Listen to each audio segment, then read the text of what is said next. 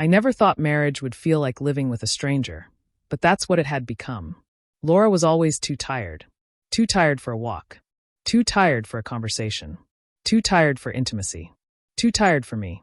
But when it came to spending money, she was a whirlwind of energy. Designer bags, luxury spas, fine dining with friends, vacations I wasn't invited to. The woman who sighed when I asked her to sit beside me on the couch somehow found boundless strength when it came to draining my wallet. At first, I made excuses. She's stressed from work, I told myself. She'll come around. But excuses don't hold up when you come home from a 12-hour shift to find boxes of shoes on the doorstep worth more than your monthly car payment. They don't hold up when you wake up at midnight, reaching for her, only to find her scrolling shopping apps, ignoring your hand. They certainly don't hold up when your credit card statement arrives, and the total looks like the down payment of a house. One night, I tried to talk to her about it. Laura, we need to slow down. The spending, it's getting out of control. And us, we don't even talk anymore. She didn't even look up from her phone. I'm tired, Mark. Can we not do this right now? That phrase, I'm tired, became the anthem of our marriage. She was tired when I wanted her attention, tired when I wanted love, tired when I begged her to meet me halfway. But the next morning, she was full of life, dressed to kill, off to brunch with friends where the bill was always charged to me. It hit me one evening when I returned home early. I opened the door and heard laughter. Hers bright and playful, the kind I hadn't heard in years. She was on the phone, glass of wine in hand, giggling about a shopping spree she was planning. Mark never notices, she told her friend. As long as I tell him I'm tired, he leaves me alone. That was the moment something inside me broke. No, not broke, shifted. If she thought I'd never notice, it was time to show her just how much I had noticed. I didn't confront her. Confrontation would have given her the chance to spin it, to cry, to make me feel guilty. Instead, I planned. Quietly. Carefully. Coldly. I started with the finances. I had been funding her lifestyle with a joint account connected to my salary. I opened a new private account, rerouted my paycheck, and began transferring out savings bit by bit so she wouldn't notice. I paid off my car, cleared any debts in my name, and liquidated a few investments, all under her radar. Next, I cut off her lifeline without her realizing. I replaced the joint credit card with one in her name only, tied to the old account, which I left with just enough money to keep up appearances. I knew her spending habits. She'd run it dry within weeks. Meanwhile, I prepared my exit. I found a new apartment downtown, signed the lease, and moved in the essentials. The rest, the furniture, the house, the joint possessions, I left for her. She could keep the shell of the life she'd hollowed out. The final piece was timing.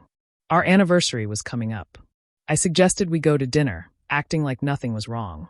She agreed, barely hiding her excitement at the thought of showing off in a fancy restaurant. She wore a new dress, no doubt bought with the last drops of my money. At the table, she was radiant, smiling at the waiter, snapping pictures of her champagne glass, not once looking at me. I studied her, memorizing the woman I'd once loved, now a stranger draped in designer fabric. When dessert came, I slid an envelope across the table. She blinked, confused. "What's this?" "Your anniversary gift," I said. She opened it. Inside was a single piece of paper, a copy of the finalized divorce papers already signed by me. Her smile froze. "What the hell is this, Mark?" "It's freedom. For both of us." She scoffed, trying to recover. "You can't be serious. After everything I've given up for this marriage." I cut her off with a laugh. A real bitter laugh. "You gave up? Laura, you gave nothing. You took. You drained me. And when I asked for scraps of affection, you said you were too tired. But you were never too tired to swipe my card, were you?" Her face flushed red. People at nearby tables turned to look. She hissed, "Keep your voice down." "No," I said, standing. For years, I kept quiet. Tonight, I'm done. I placed a small black card on the table, her credit card. "That's yours now.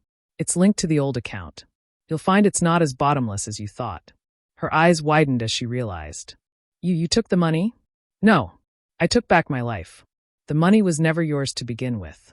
I walked out, leaving her frozen in the middle of the restaurant, champagne glass trembling in her hand, dessert untouched. The fallout was immediate. Within a month, the old account was empty.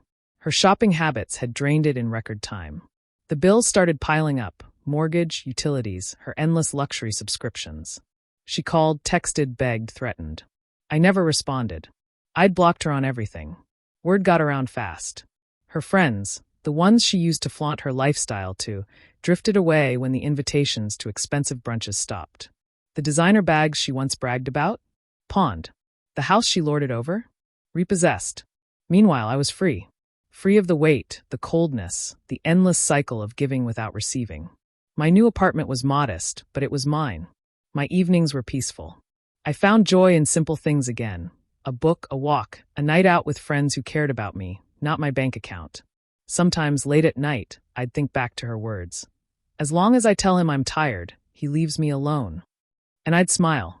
She was right. I finally got tired too. Tired of being used, tired of being unloved. And this time, I left her alone for good. Laura wanted a husband she could drain like a credit card. Instead, she got declined. And me? I made my exit count.